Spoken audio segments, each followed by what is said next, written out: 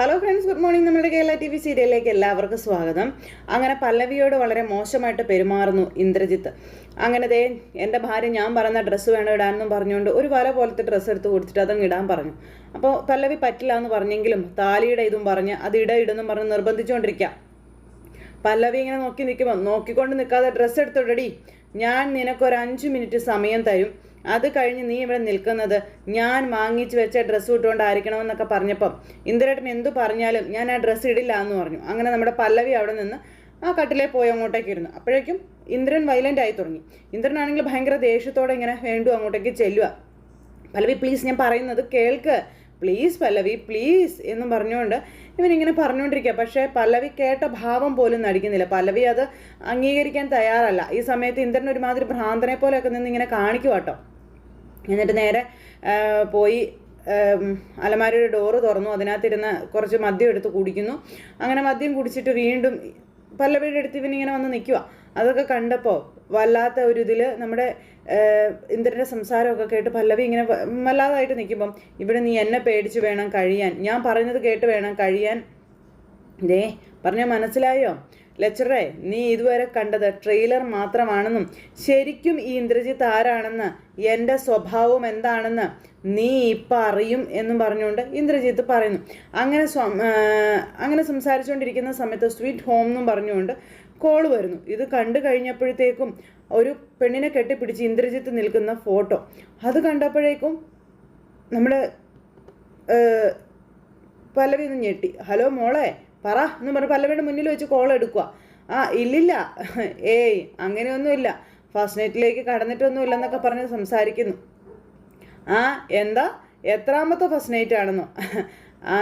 അങ്ങനെ കൃത്യമായിട്ടൊരു കണക്കൊന്നും ഇല്ലെന്നും പറഞ്ഞു പല്ലവിയുടെ മുന്നിൽ വെച്ച് പറയുന്നു. എന്തായാലും താലി കെട്ടിയ പെണ്ണുമായിട്ടുള്ള ഫസ്റ്റ് നൈറ്റ് ആദ്യമായിട്ടാണെന്നൊക്കെ ഇന്ദ്രൻ. അതിനുള്ള ഭാഗ്യമേ മുകുന്ദൻ മാഷിൻ്റെ മോൾക്കാണെന്നൊക്കെ പറഞ്ഞു. അപ്പോൾ അത് കേട്ട് കഴിഞ്ഞപ്പോൾ പല്ലവിക്ക് ദേഷ്യം വരുന്നുണ്ട്. ഇവിടെ നടക്കുന്നതും നടക്കാൻ പോകുന്നതുമായിട്ടുള്ള കാര്യങ്ങളെല്ലാം നാളെ പറയാം. എന്താ വീഡിയോ കോൾ ചെയ്യാനോ? അശോ ഒരു സെക്കൻഡേ, ഇപ്പോൾ വിളിക്കാൻ കേട്ടോ എന്നും പറഞ്ഞുകൊണ്ട് ദേ പല്ലവിയെ കാണിച്ചു കൊടുക്കാനായിട്ട് ഏതോ ഒരു പെണ്ണിനെ വീഡിയോ കോൾ വിളിച്ച് കാണിച്ചു കൊടുക്കാൻ തുടങ്ങുമ്പോഴേക്കും ദേ പല്ലവി ആ ഫോൺ പിടിച്ചൊരു ഒറ്റ ഏറങ്ങെറിഞ്ഞു. അപ്പോൾ നമ്മുടെ പല്ലവിയുടെ വീഡിയോ എടുക്കാനൊക്കെ നോക്കുവാണിവൻ. അത് കണ്ടപ്പോഴേ എടീ എന്നും പറഞ്ഞുകൊണ്ട് നമ്മുടെ പല്ലവിയെ തല്ലി പല്ലവിയുടെ കഴുത്തിന് കുത്തിപ്പിടിച്ചു. അങ്ങനെ പല്ലവിയെ ഭയങ്കര മാനസികമായിട്ടും ശാരീരികമായിട്ടും ദ്രോഹിക്കുക. കാലി കയറിയ നമ്മുടെ പല്ലവി എന്ത് ചെയ്തു, ചെന്ന് വീണെടുത്ത് നിന്ന് അവിടെ ഇരുന്ന ഫ്ലവർ വേഴ്സ് എടുത്ത് ഇവൻ്റെ തലക്കെട്ടൊരു ഒറ്റ അടിയായിരുന്നു, തലയടിച്ച് പൊട്ടിച്ചു. അങ്ങനെ ഇന്ദ്രൻ്റെ ഒരു വേഷം കെട്ടും പല്ലവിയുടെ അടുത്ത് നടക്കില്ലെന്നായി. ഈ സമയത്ത് അമ്മേ അമ്മേ എന്നും പറഞ്ഞുകൊണ്ട് ഓടി പല്ലവി താഴെ ഇറങ്ങി ചെന്നപ്പോഴേക്കും അമ്മ അവിടെ നിൽപ്പുണ്ടായിരുന്നു. അമ്മേ അമ്മയെന്ന് പറഞ്ഞ് ചെന്നപ്പോൾ എന്തു പറ്റി മോളെ, എന്തു പറ്റിയെന്ന് ചോദിച്ചു.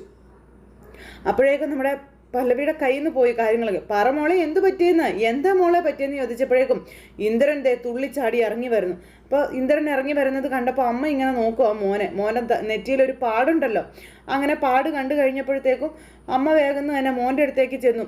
എന്താടാ നീ എന്താ കള്ളു കുടിച്ചിട്ട് മോളെ വഴക്ക് പറഞ്ഞു എന്ന് ചോദിച്ചു. ഒറ്റ അടി ഞാൻ വെച്ച് തരും കേട്ടോ, അന്യ വീട്ടിൽ നിന്ന് വന്ന കുട്ടിയാ, അവളുടെ മുന്നിൽ വെച്ച് അവൻ്റെ ഒരു അഭ്യാസം എന്നും പറഞ്ഞുകൊണ്ട് ഇങ്ങനെ പറയുമ്പോൾ മോള് വാ അമ്മയുടെ മുറി പോയി കിടക്കാമെന്ന് പറഞ്ഞ് വിളിച്ചുകൊണ്ട് പോകുമ്പോൾ അനിയൻ വന്നു. എന്താ അമ്മയും ചോദിച്ചു. അതെ ഇവൻ കള്ളു കുടിച്ചോ മറ്റോ ചെയ്തിട്ട് പല്ലവി മോളെ എന്തോ പറയോ മറ്റോ ചെയ്തു, മോള് സങ്കടപ്പെട്ട് നിൽക്കുന്നത് കണ്ടില്ലേ എന്നും പറഞ്ഞുകൊണ്ട് ഇങ്ങനെ നേരം പറയാം. പല്ലവിക്ക് ഒരു കുലുക്കുമല്ല, പല്ലവി അങ്ങനെ തന്നെ നിൽക്കുവാണ്. അപ്പം എന്താ ഏട്ടാ ഇത് എന്ന് അനിയൻ ഏട്ടനോട് ചോദിച്ചപ്പോൾ ഏട്ടൻ്റെ നെറ്റിയല്ല മുറിവ് കണ്ടു. എന്തു പറ്റിയത് ഏട്ടാ നെറ്റിയല്ല? അപ്പോഴാണ് അമ്മയും ശ്രദ്ധിക്കുന്നത്. അപ്പോൾ നമ്മുടെ പല്ലവി പറഞ്ഞു ഞാൻ തല്ലിയതാണെന്ന്. അത് കേട്ടപ്പോൾ ഇവർ പല്ലവിയായിരുന്നു നോട്ടം. അപ്പോൾ എന്തിനാന്ന് ചോദിച്ചു. മോനോട് ചോദിക്ക് പറഞ്ഞു തരും എന്ന് പല്ലവി പറയുമ്പോൾ എന്താടാ എന്ന് അമ്മ ചോദിച്ചു. അപ്പോഴേക്കും അകത്ത് കയറിപ്പോടി. അപ്പം ഇല്ലയെന്ന് പറഞ്ഞു പല്ലവി, പോവില്ല എന്ന്. നീ വെറുതെ ഇന്ദ്രജിത്തിനെ ചീത്തയാക്കല്ലേ, നിനക്ക് അറിയില്ല എന്താ സംഭവിക്കാന്ന്. അതെ ഒന്നും അറിയില്ല, അതാ എനിക്കും എൻ്റെ അച്ഛനും ഒക്കെ പറ്റിയ തെറ്റ് എന്ന് ഇങ്ങനെ പല്ലവി പറയുമ്പോൾ മോളെ അത് വിട്ടുകളയാൻ പറഞ്ഞു. ചില നേരത്തെ ഇവൻ ഇങ്ങനെയാ, വെറുതെ ഓരോന്ന് പറഞ്ഞ് വഴക്കുണ്ടാക്കും. മോളതൊന്നും കാര്യമായിട്ട് എടുക്കണ്ടെന്ന് പറയുമ്പം അമ്മയ്ക്ക് അറിയില്ല അമ്മയുടെ മോൻ എന്നോട് എങ്ങനെയാ പെരുമാറിയത് എന്നുള്ളതെന്ന് പറയുമ്പോൾ അമ്മ മോനെ ഇങ്ങനെ നോക്കുക. തല്ലുന്നതും ദേഷ്യപ്പെടുന്നതും ഒക്കെ ക്ഷമിക്കാം, മറ്റു സ്ത്രീകളോട് അടുപ്പം വെച്ച് പുലർത്തുന്നത് ഒരിക്കലും സഹിക്കാൻ കഴിയുന്ന കാര്യമല്ല എന്ന് പറയുമ്പോഴേക്കും ഇങ്ങനെ തുറിച്ചു നോക്കുന്നു രണ്ടുപേരും, അമ്മയും അനുജനും.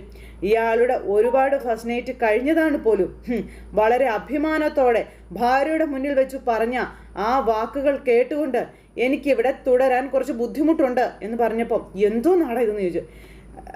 ചേച്ചി ഏട്ടൻ കള്ളു കുടിച്ചിട്ട് ഓരോന്ന് വിളിച്ചു പറയുന്നതാ, ചേച്ചി ഒന്നും കാര്യമാക്കാണ്ടെന്നാണ് ഞാൻ ചേട്ടന് വേണ്ടി വക്കാലത്തിന് ചെന്നു. എന്തിനേട്ടാ? പല്ലവി ചേച്ചിയെ വിളിച്ചുകൊണ്ട് മുറിയിലോട്ട് പോകാൻ പറഞ്ഞു. അപ്പം മോള് ചെല്ലും മോളെ ചെല്ലാൻ പറഞ്ഞപ്പോൾ ഇല്ലയെന്ന് പറഞ്ഞു പല്ലവി. ചെല്ലില്ല, ഞാനിപ്പോൾ അമ്മയുടെ മോൻ്റെ കൂടെ പോയാൽ അത് ചിലപ്പോൾ എൻ്റെ മരണത്തിലേക്കുള്ള പോക്കായിരിക്കും, അതിന് ഞാൻ തയ്യാറല്ല എന്ന് പല്ലവി തറപ്പിച്ചു പറഞ്ഞു. ഇവനാണെങ്കിൽ ഇങ്ങനെ കലി കയറി ഇങ്ങനെ അവിടെ നിൽക്കുകയല്ലേ. ഞങ്ങൾക്ക് നിങ്ങളുടെ അത്രയും സാമ്പത്തികമൊന്നുമില്ല, പക്ഷെ അഭിമാനം എന്ന് പറയുന്ന ആ ഒന്നുണ്ട് എന്നും പറഞ്ഞോണ്ട് ഇങ്ങനെ നിൽക്കുക നേരം ഇവൻ. എൻ്റെ അഭിമാനം ഇദ്ദേഹത്തിൻ്റെ ഭാര്യയായി തുടരാൻ എന്നെ അനുവദിക്കുന്നില്ല എന്നും പല്ലവി അങ്ങ് പറഞ്ഞു. ഞാൻ എൻ്റെ വീട്ടിലേക്ക് പോകാമെന്ന് പറഞ്ഞപ്പോൾ അയ്യോ മോളെ എന്ന് പറഞ്ഞു. അപ്പോഴത്തേക്ക് ഇന്ദ്രന് ദേഷ്യം വന്നു. ഇന്ദ്രൻ കൈയൊക്കെ ഇങ്ങനെ ചുരുട്ടി പിടിച്ചങ്ങനെ അവിടെ നിൽക്കുക കേട്ടോ. കയ്യിൽ നിന്ന് കാര്യങ്ങൾ പോയെന്ന് മനസ്സിലായി ഇന്ദ്രന്. ഇപ്പം ഞാനിങ്ങനെ ഒരു തീരുമാനം എടുത്തില്ലെങ്കിൽ നാളെ ചിലപ്പോൾ ഞാൻ എൻ്റെ അച്ഛൻ്റെയും അമ്മയുടെയും കണ്ണുനീരിൻ്റെ മുന്നിലായിരിക്കും എനിക്ക് ചിലപ്പോൾ കണക്ക് പറയേണ്ടി വരുന്നതെന്നും പറഞ്ഞ് അങ്ങനെയൊക്കെ പറയുന്നുണ്ട് പല്ലവി. അങ്ങനെ ഒരു അവസ്ഥയിലേക്ക് കാര്യങ്ങൾ കൊണ്ടുവന്ന് എത്തിക്കാനേ ഞാൻ ആഗ്രഹിക്കുന്നില്ല എന്നും പറഞ്ഞു. അങ്ങനെ പല്ലവി അവിടെ നിൽക്കുന്ന സമയത്ത് പല്ലവി ഫോൺ ഒന്ന് അൺലോക്ക് ചെയ്ത് കൊടുക്കാനായിട്ട് അനിയനോട് പറഞ്ഞു. ആ സമയത്ത് അമ്മായിമ്മ ഫോൺ അങ്ങ് തട്ടിപ്പറിച്ച് മേടിച്ചിട്ട് നീ അകത്ത് കയറി പോകാൻ പറഞ്ഞു. അത് അമ്മയാണോ തീരുമാനിക്കുന്നതെന്ന് പല്ലവി ചോദിച്ചപ്പം അതെ ഞാനാ തീരുമാനിക്കുന്നത്, ഇവിടെ തീരുമാനങ്ങൾ എടുക്കുന്നതും നടപ്പിലാക്കുന്നതും ഈ രാജലക്ഷ്മി തന്നെയാണെന്ന് സംസാരിച്ചു. ഇതുവരെ സംസാരിച്ച രീതിയിലല്ല. നിന്നെ ഇവൻ ഭാര്യയായി കൂടെ കൂട്ടിയെങ്കിൽ നീ ഇവിടെ ഈ ഇന്ദ്രപ്രസ്ഥത്തിൽ തന്നെ ഉണ്ടാകുമെന്ന് പല്ലവിയോട് ഈ പുള്ളിക്കാരിയും പറയുന്നു. ഇന്ദ്ര വിളിച്ചോണ്ട് പോടാ ഇവളെ എന്ന് പറഞ്ഞിട്ട് അമ്മ അങ്ങ് പോകുമ്പോൾ പാടി ഇങ്ങോട്ടെന്ന് പറഞ്ഞ് ഇന്ദ്രൻ പനിയം വേണ്ട എന്ന് പറയുന്നുണ്ട്. ഈ സമയത്ത് അവനെ പിടിച്ചൊരു തള്ളും തള്ളിയിട്ട് ഇടിയും പേമാരിയുമുള്ള ആ ഒരു രാത്രി നമ്മുടെ പല്ലവി അവിടെ നിന്ന് ഇറങ്ങി ഓടുക. ഈ സമയത്ത് സേതുവും കൂട്ടുകാരനും കൂടി കല്യാണത്തിൻ്റെ അറേഞ്ച്മെൻറ്റ്സും കാര്യങ്ങളും അടിപൊളിയായ കാര്യങ്ങളൊക്കെ പറഞ്ഞ് വണ്ടിയിൽ ഇങ്ങനെ വന്നുകൊണ്ടിരിക്കുക. അപ്പോഴാണ് നമ്മുടെ പല്ലവി ആ ഇടിയും മഴയും ഉള്ള സമയത്ത് രാത്രി ഇങ്ങനെ പോണത്. അപ്പോൾ അത് ഇവർ കണ്ടു. വേഗം വണ്ടി ഇവർ കൊണ്ടൊന്ന് നിർത്തി. അയ്യോ ആരാ സേതുട്ടാ പോണേ എന്നിങ്ങനെ ചോദിച്ചു. വണ്ടി ഒന്ന് നിർത്തിക്ക് ഞാൻ നോക്കട്ടെ എന്ന് പറഞ്ഞു സേതു ഓടിച്ചെന്ന് നോക്കുക കേട്ടോ. അപ്പൊ പല്ലവിയെ കണ്ടപ്പം അയ്യോ ഇതാരാ പല്ലവി ഈ രാത്രി എവിടെ പോവാന്ന് ചോദിച്ചു. അപ്പൊ പല്ലവി ഒന്നും മിണ്ടുന്നില്ല. കല്യാണം നടത്തിയ ആളിന്റെ ഉത്തരവാദിത്വം കല്യാണത്തോടെ കഴിഞ്ഞു എന്ന് വിശ്വസിക്കുന്ന ഒരാളല്ല ഞാൻ. പല്ലവിക്ക് എന്താ പറ്റിയേ എന്നൊക്കെ സേതു ഇങ്ങനെ ചോദിക്കും കേട്ടോ.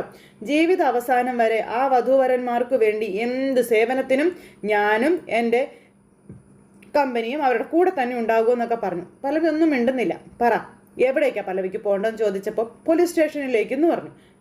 പോലീസ് സ്റ്റേഷനിലേക്കോ? എന്തിനാന്ന് ചോദിച്ചു.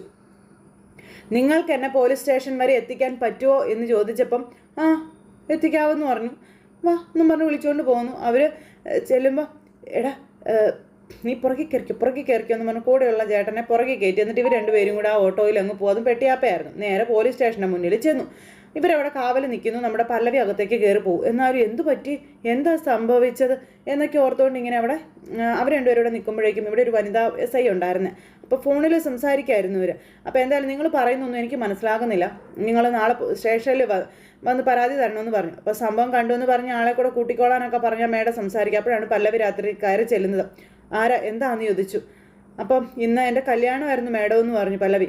എന്നിട്ട് ഭർത്താവിൻ്റെ വീട്ടിൽ നിൽക്കാതെ പോലീസ് സ്റ്റേഷനിലേക്ക് വന്നത് എന്തിനാണെന്ന് ആ മേഡം ചോദിച്ചപ്പം അത് പിന്നെ വരേണ്ടി വന്നതാണെന്നും പറഞ്ഞുകൊണ്ട് നമ്മുടെ പല്ലവി ഇങ്ങനെ പറയുക. അപ്പോൾ പല്ലവിയുടെ ആ ടെൻഷൻ കണ്ടപ്പോൾ മേഡത്തിന് മനസ്സിലായി എന്തോ കുഴപ്പമുണ്ടെന്ന്. അപ്പോൾ മോളിരിക്കാൻ പറഞ്ഞു. അത് കഴിഞ്ഞ് പല്ലവിയോട് ആ മേഡം കാര്യങ്ങളൊക്കെ ചോദിക്കുക കേട്ടോ. അങ്ങനെ പല്ലവിക്ക് കുടിക്കാൻ വെള്ളം കൊടുത്തു. അങ്ങനെ പല്ലവി കുറേ വെള്ളമൊക്കെ കുടിച്ചു. അപ്പോൾ എന്താ സേതുവിൻ്റെ പ്രശ്നം, എന്താ ആ കൊച്ചു ഇവിടെ വന്നതെന്ന് കൂടെയുള്ള ആൾ സേതുവിനോട് ചോദിച്ചപ്പോൾ എന്താണെന്നൊന്നും അറിയില്ലടാ, എന്നോടൊന്നും പറഞ്ഞില്ല, എന്താണെന്നൊന്നും അറിയില്ല, എന്തോ സീരിയസ് ആയിട്ടുള്ള പ്രശ്നമുണ്ടെന്നറിയാം, അതല്ലേ കല്യാണം കഴിഞ്ഞ് രാത്രി തന്നെ പല്ലവി പുറത്തേക്ക് പോകുന്നത്.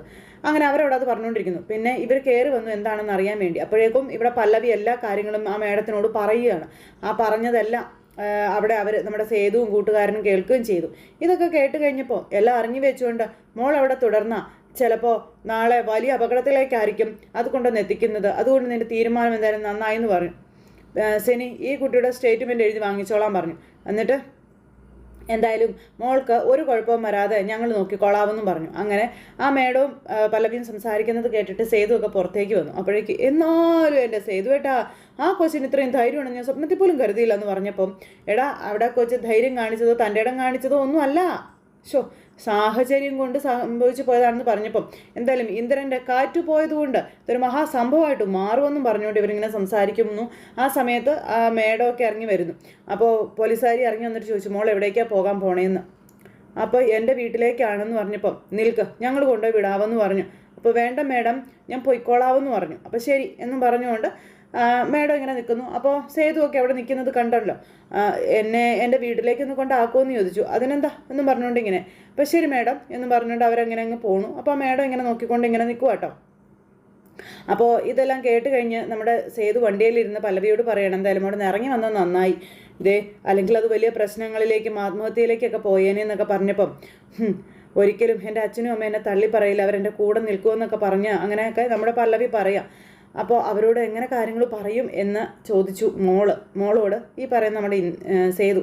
അപ്പോൾ ഞാൻ അവരോട് കാര്യങ്ങളെല്ലാം പറഞ്ഞോളാം, എന്തായാലും ചെയ്തു തന്നതിന് ഒത്തിരി ഉപകാരം ഉണ്ടെന്നും പറഞ്ഞുകൊണ്ട് അങ്ങനെ നമ്മുടെ മോള് അതായത് പല്ലവി വീട്ടിലേക്ക് ചെല്ലും. അമ്മയാണെങ്കിലോ ചെന്ന് നോക്കുമ്പോൾ മോളെ മുറ്റത്ത് കണ്ടു. അത് കണ്ടപ്പോഴേക്കും ആകെ ഇതായി, മോളെ എന്താ ഇതെന്ന് ചോദിച്ചു. അപ്പം അമ്മയും വന്നേന്ന് പറഞ്ഞുകൊണ്ട് പല്ലവി അകത്തേക്ക് കയറാൻ തുടങ്ങുമ്പോൾ മോളെ നീ എന്നെ ടെൻഷൻ ആക്കാതെ എന്തെങ്കിലും ഉണ്ടെങ്കിൽ ഒന്ന് പറയാൻ പറഞ്ഞു. പല്ലവി എന്നിട്ട് തുള്ളിച്ചാടി അകത്തേക്ക് കയറി പോകും. അപ്പോഴേക്കും മോളെ എന്നും പറഞ്ഞുകൊണ്ട് ഇങ്ങനെ അമ്മയും പിന്നാലെ ചെല്ലുന്നു. പെട്ടെന്ന് അച്ഛൻ അങ്ങോട്ടേക്ക് വന്നു. അച്ഛൻ വന്നിട്ട് മോളെ എന്താ ഇത്, നിനക്ക് എന്താ പറ്റിയെന്ന് ചോദിച്ചു. ആ സമയത്ത് മോൾ അച്ഛനെ കെട്ടിപ്പിടിച്ചൊരു ഒറ്റ കരച്ചിലായിരുന്നു. അത് കഴിഞ്ഞിട്ട് കാര്യം എന്താണെന്ന് വെച്ചാൽ പറ മോളെ, നീ പറ എന്നും പറഞ്ഞുകൊണ്ട് അച്ഛൻ. അപ്പോഴേക്കും അനിയത്തി ഇറങ്ങി വന്നു. അപ്പോൾ ഈ സമയം കാര്യങ്ങളെല്ലാം നമ്മുടെ പല്ലവി പറയുന്നത് കേട്ടപ്പോൾ വെറുതെ കൊച്ചിനെ കുറിച്ച് നീ അനാവശ്യമൊന്നും പറയരുതെന്ന് പറയുക. പാവം പയ്യനാണ്, സൽസ്വഭാവിയാണെന്നൊക്കെ ആ ബ്രോക്കർ പറയുന്നത് നീയും കേട്ടതല്ലേ എന്നിങ്ങനെ അമ്മ ചോദിക്കുമ്പോൾ നമ്മൾ കേട്ടതൊക്കെ കള്ളമായിരുന്നു അമ്മയെന്ന് പല്ലവി പറയണം. അയാൾ നമ്മൾ വിചാരിക്കുന്നത് പോലെ ഒരാളെ അല്ല എന്നും അതെനിക്ക് ബോധ്യമായതുകൊണ്ടാണ് ഈ രാത്രി തന്നെ ഞാൻ ഇറങ്ങിപ്പോന്നതെന്നൊക്കെ പറഞ്ഞു. നടന്ന കാര്യങ്ങളൊക്കെ നമ്മുടെ പല്ലവി പറയാം. അപ്പോൾ ആദ്യം ഇവരതൊന്നും വിശ്വസിക്കുന്നില്ല. അപ്പോൾ അങ്ങനെ വഴക്കൊക്കെ ഉണ്ടാക്കിക്കൊണ്ടിരിക്കുന്ന സമയത്ത് ഇതിനൊക്കെ നമുക്ക് സംസാരിച്ചൊരു പരിഹാരം ഉണ്ടാക്കാം. നോക്കു, നിന്റെ കല്യാണത്തിന് കിട്ടിയ ലൈറ്റ് പോലും ഇതുവരെ അഴിച്ചു മാറ്റിയിട്ടില്ല. അതിനു മുമ്പ് നിന്റെ ഭർത്താവുമായി വഴക്കുണ്ടാക്കി വീട്ടിൽ വന്ന് കയറിയെന്ന് നാട്ടുകാരറിഞ്ഞാൽ ആകെ നാണക്കേടാ എന്നും പറഞ്ഞുകൊണ്ട് അങ്ങനെ പറയുമ്പം നാട്ടുകാരെന്ത് വേണമെങ്കിലും പറഞ്ഞോട്ടെ, അയാൾക്കൊപ്പം ജീവിക്കാൻ എനിക്ക് ഇനി കഴിയില്ല എന്ന് നമ്മുടെ പല്ലവി തറപ്പിച്ചു പറഞ്ഞു. അച്ഛനും അമ്മയും ഇങ്ങനെ വിഷമിച്ച് നിൽക്കുക. എത്ര ഈസി ആയിട്ട് അവളത് പറഞ്ഞതെന്ന് നോക്കിക്കേ. നിന്റെ കല്യാണം നടത്താൻ വേണ്ടി ഈ മനുഷ്യൻ ഓടി നടന്നതും പലരുടെ മുന്നിലും കൈ നീട്ടിയത് നീ മറന്നോ? നീ കണ്ടതല്ലേ എന്നൊക്കെ ചോദിച്ചു. ഇന്ദ്രനൊപ്പം ജീവിക്കാൻ കഴിയില്ല പോലും, എന്നൊരു കാര്യം ചെയ്യാം, കുറച്ച് വിഷം മേടിച്ച് ഞങ്ങൾക്ക് താ എന്നും പറഞ്ഞുകൊണ്ട് അമ്മ ഇങ്ങനെ പറയുന്നു. ഇത് കേട്ട് കഴിഞ്ഞപ്പോൾ നമ്മുടെ പല്ലവിക്കാണെങ്കിൽ തകർച്ചയുണ്ടായത്. വീട്ടിലേക്ക് കയറി വന്നപ്പോൾ പല്ലവി നേരിടേണ്ടി വന്നത്. അപ്പോൾ അച്ഛനും അമ്മയും എന്നെ ചേർത്ത് പിടിക്കുമെന്ന് പറഞ്ഞിട്ടല്ലേ അവിടുന്ന് പോകുന്നത്. അപ്പോൾ അതിവിടെ ഉണ്ടായില്ല. എന്തായാലും ആ ഒരു സിറ്റുവേഷനും കാര്യങ്ങളും ഒക്കെ കൂട്ടി ഇണക്കിക്കൊണ്ടാണ് ഇന്നത്തെ നമ്മുടെ സ്നേഹക്കൂട്ട് എത്തിയിരിക്കുന്നത്. എല്ലാവരും കാത്തിരുന്ന് കാണുമല്ലോ അല്ലേ. എല്ലാവർക്കും